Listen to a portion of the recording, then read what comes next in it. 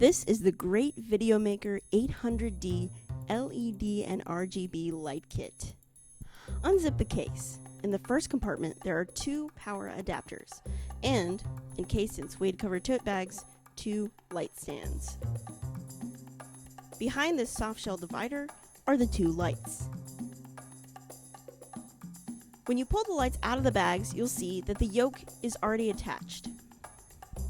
Also already on the lights are the barn doors. The light itself is made of metal, the barn doors are made of plastic, but still fairly sturdy. In the front of the lights is a diffusion screen. It can be removed, but we recommend leaving it inside to diffuse the lights. When setting up your stand, loosen the center column lock and pull out the 3 legs. Once you've extended the legs, tighten the lock again. There are 3 support poles you can extend. Loosen the lock, pull the pole all the way up, and, for a more secure fit, lower the support about an inch before locking it back in place. Mounting the light is pretty easy. Like I said, the yoke is attached. Lower it onto here. Tighten this until it's secure. You can rotate your light on the yoke, tighten and loosen with the knobs on the side. I recommend keeping the barn doors closed while you're mounting it. The power adapter has this right angle cord to go right in the back of the light, here, and plug it in. The power port is here. The power switch is here. On the left is battery mode. You can use 2 7.4 volt batteries instead of power. In the center is off, and on the right we'll use the adapter. The mode button will switch between rotate, secondary, primary, and app mode. There is an app you can use to control the lights, but we recommend sticking with the panel buttons. We are going to use rotate mode to individually control each light today. These arrows can be used to control the channel the 2 lights meet on when in primary and secondary mode. You can see the channel there on the screen.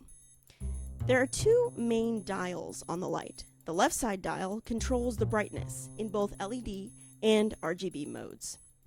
The right side dial controls warmth in LED mode and both hue and saturation in RGB mode. It's currently controlling the hue, which is essentially the color of the light. When the dial's at 0, it's red. 45 is a yellow.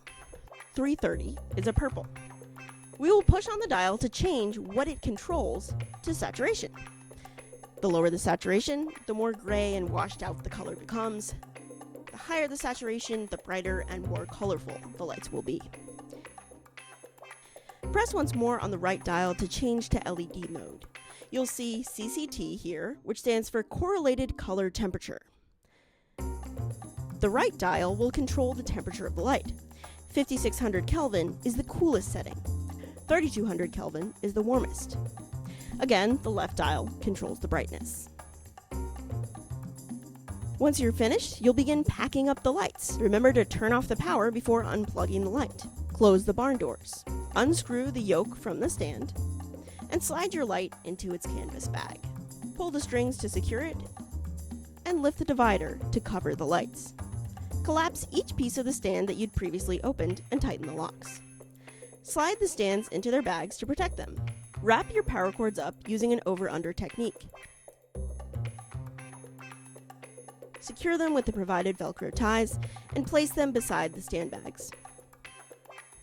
Lift from the light side of the case, holding the divider in place, and zip the case closed.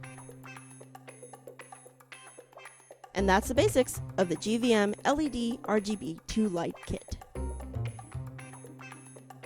Here's some white noise.